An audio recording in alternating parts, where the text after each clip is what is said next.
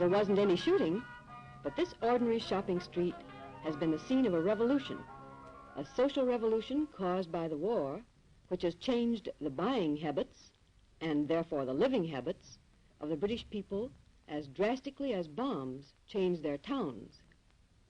Pre-war, Great Britain imported 2/3 of the food it ate, and it ate pretty well. Mrs. Bill Green, an average British housewife, filled her market basket with her choice of foods brought from all over the world. She bought as much as she wanted, of anything she could afford. But on that old system, the British could never have survived the war, so they cut down their food imports by half. They rationed all basic foods except bread and vegetables. They controlled prices strictly. It put the $1-a-day man on an eating level with a $1-a-year man. There are 4 in the Green family. Their basic rations don't amount to much, but they are sure of getting them every week.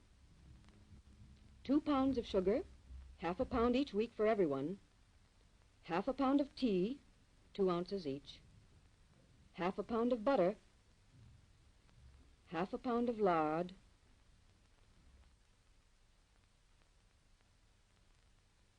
and a pound of margarine. That is, 2 pounds of fats for the Green family, 3 ounces of cheese for each person, for cheese is an excellent meat substitute, a box of dried eggs from the United States, and, finally, a full pound of bacon.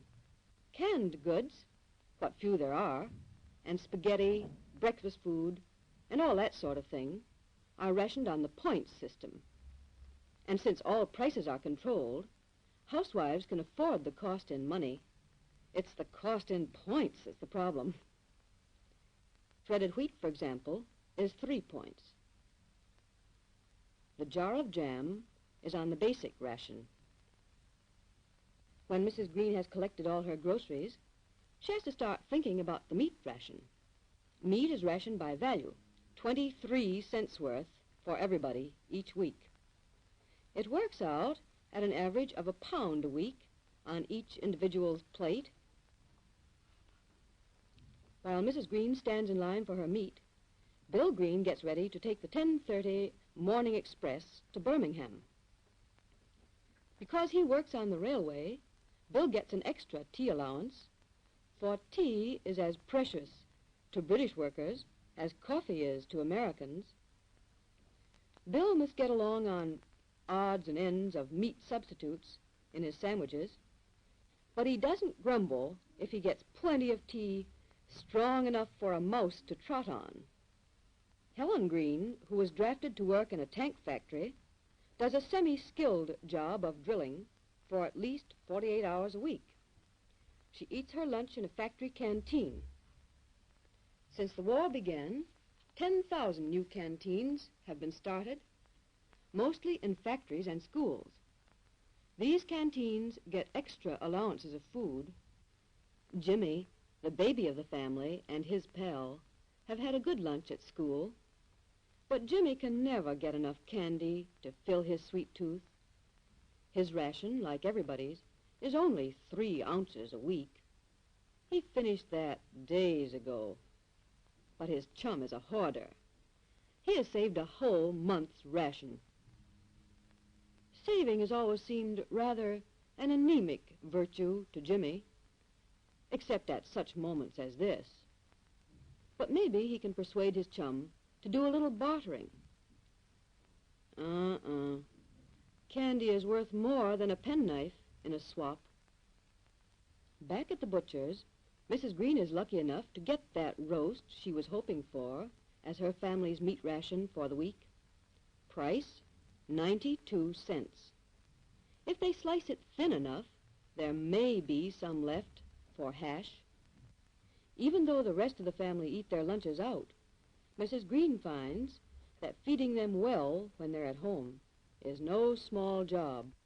Well, I do have to give a lot more thought to housekeeping problems than I did before the war. The rations have to be evened out over the week. That's no easy job. Take butter and margarine, for instance. We used to eat at one meal what has to last us a week now. Before the war, I used to pride myself on my homemade cakes. But now, because of the fat ration, I can only bake them once a week. Then take sugar. We used to like our tea sweet and strong. But now Dad and I take it without sugar, so that Jimmy can have enough for his breakfast cereals. And I have to keep a strict watch on the tea ration. If I didn't, Dad'd be taking a can of hot water with him to work by the end of the week. All the time I have to be thinking about substitutes. Substitutes for meat, for milk, for eggs, and all the other things we used to have in plenty. And believe me, it's quite a problem.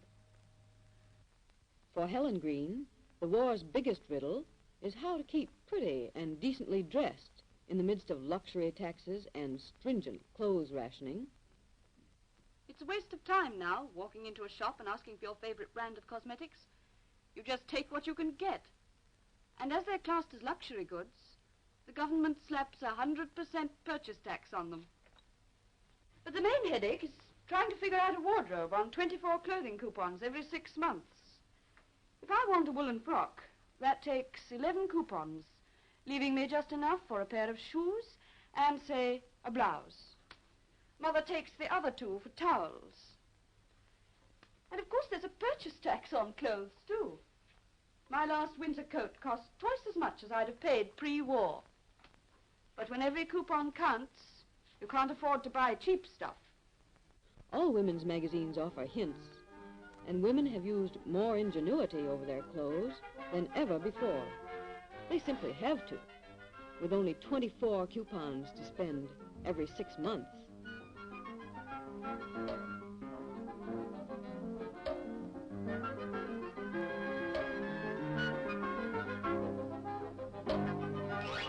That's one way of spending coupons. And here's another way.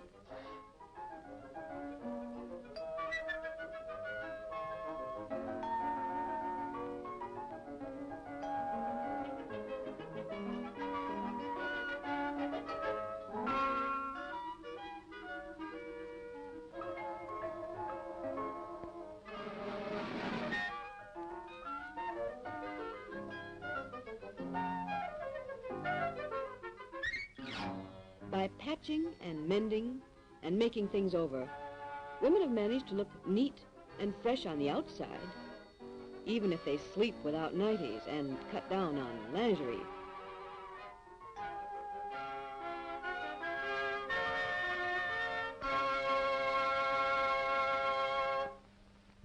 British families know that all these restrictions are necessary to victory, but even to father, they are irritating sometimes.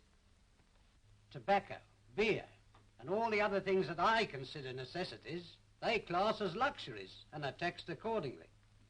Take this tobacco, for instance. Costs me more than twice the pre-war price, and most of the extra goes on tax. The same with beer. That's gone up double too. And the strength's only half what it was. The restrictions on manufacture hits you in 100 different ways. You might walk down the street full of shops with well-stocked windows. But when you get inside, you find your favourite shaving creams out of stock. Or your sizing shoes they haven't seen for a month. We've got to get a permit to buy furniture. And the book you want is out of print. We have to search for substitutes. But wherever you go, in every shop, you've got to pay a purchase tax on luxuries. It might be 60% on the original price or 100%. But it puts a lot of things beyond our pocket. Jimmy? Yes, ma'am? It's time you bought another savings stamp. Have a bit of chocolate, ma'am? I thought you'd spent all your sweet coupons. You haven't been swapping, have you? Well, I've got 5 bars of chocolate and a bag of candy from Tommy. And what did you give him? My savings stamps. You must admit, Mother, that lease lend's a wonderful arrangement.